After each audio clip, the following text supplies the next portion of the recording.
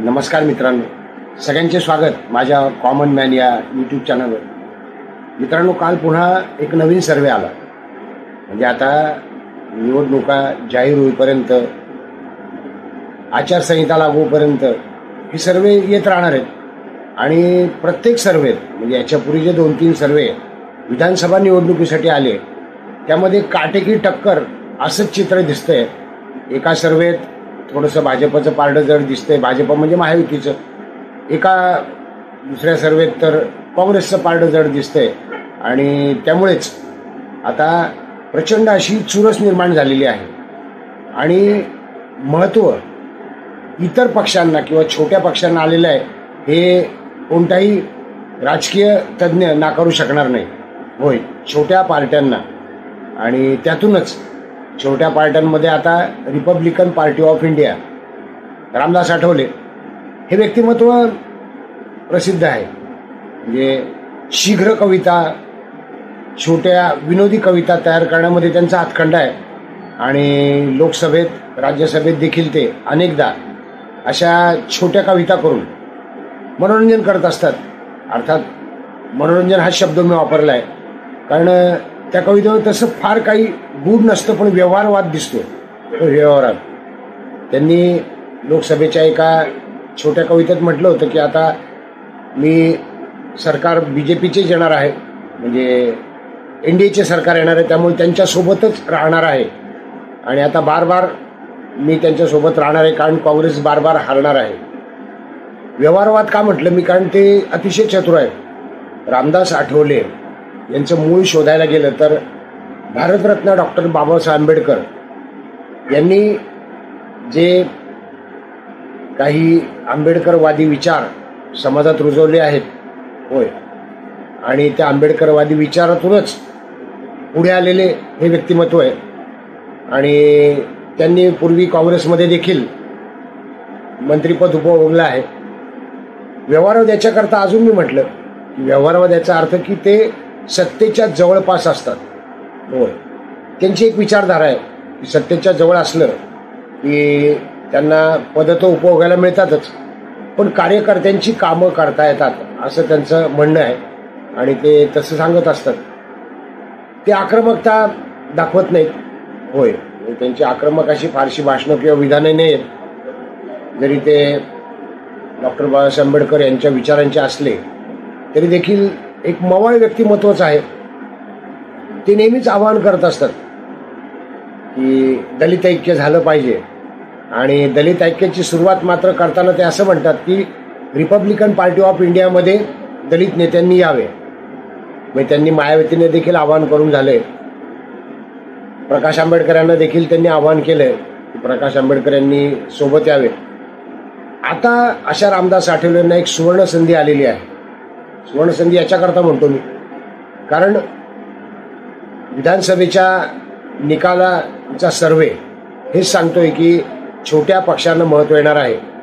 आणि अशा वेळी जर खरोखर तुम्हाला आंबेडकरवादी चळवळ पुढे न्यायची असेल, संविधानवादी विचार पुढे न्यायचे असतील तर दलित ऐक्य होण्याची गरज आहे, हे सर्व मान्य आहे. म्हणजे आंबेडकरवादी सर्वच विचारवंतांना मान्य आहे. आंबेडकरवादी चळवळीच्या समर्थकांना देखील हे मान्य आहे. संविधानवाद्यांना देखील हे मान्य आहे. हां, आता काही पुरोगामी जे संविधानवादी म्हणून शिरले आहेत चळवळींमध्ये, पुरोगामी वाईट नाही आहे, पण काही लोकांचा पुरोगाम ठराविक गोष्टींकरता असतो. म्हणजे आपल्या फायद्याकरता ते पुरोगामी असल्याचं ढोंग करतात. त्यांना मी गृहीत धरत नाही आहेत.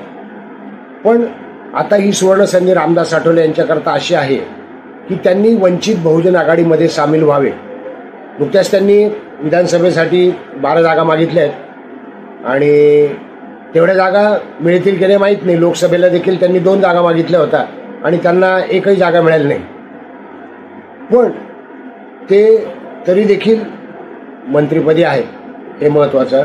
तरी देखील ते केंद्रीय मंत्रिमंडळात आहेत. तर व्यवहारवादी असे रामदास आठवले त्यांनी आता माझी इच्छा आहे की खरोखर त्यांना दलित ऐक्य साधायचं असेल तर त्यांनी प्रकाश आंबेडकर यांच्यासोबत जावे, वंचित बहुजन आघाडीसोबत. आणि ते जर गेले तर प्रचंड ताकद वाढणार आहे वंचितची.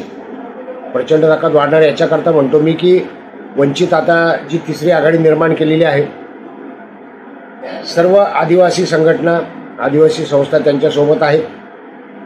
या तिसऱ्या आघाडीचे शक्ती वाढते आहे. ते ओबीसी आरक्षण बचाव यात्रेतून आपल्याला समजलंच असेल. आपण जरी मीडियावाल्यांनी त्या बातम्या लपवल्या तरी देखील प्रचंड असं जनमत त्यांच्या बाजूने होतं आहे.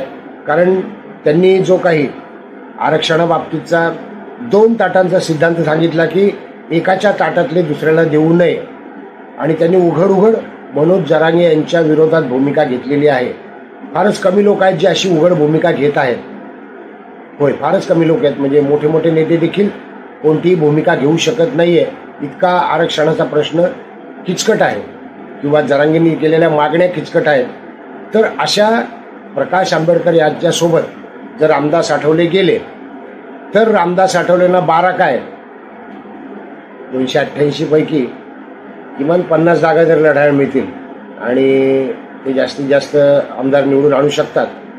अर्थात व्यवहारवादी आहेत, चतुर आहेत, पण ही चतुराई त्यांची आंबेडकरवादी चळवळीसाठी कामाला येईल काय, प्रश्नचिन्ह आहे.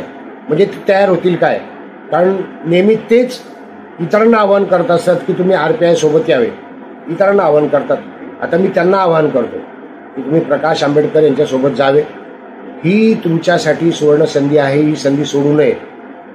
ही जर संधी तुम्ही घेतलीत तर निश्चित आहे की तुम्हाला सन्माननीय जागा देखील विधानसभेसाठी लढायला मिळतील. आणि सध्याचे जे निवडणुकांचे सर्वे येत आहेत त्यानुसार तिसरी आघाडी देखील सत्तेवर येऊ शकते. तिसरी आघाडी प्रकाश आंबेडकरांचीच आहे का, मग मनोज जरांगेंची आघाडी होणार आहे का, किंवा राजू शेट्टी, छत्रपती संभाजीराजे यांची तिसरी आघाडी असेल, सध्या हा वाद राहू दे. मात्र प्रकाश आंबेडकर यांचे हात जर त्यांनी बळकट केले, म्हणजे बळकट आहेतच, पण स्वतःचा फायदा करून घ्यायचा असेल, कारण ते व्यवहारवादी आहेत आणि हा व्यवहार जर त्यांना समजला असेल तर चांगलीच गोष्ट आहे. त्यांनी स्वतःच्या फायद्यासाठी ही सुवर्ण संधी सोडू नये.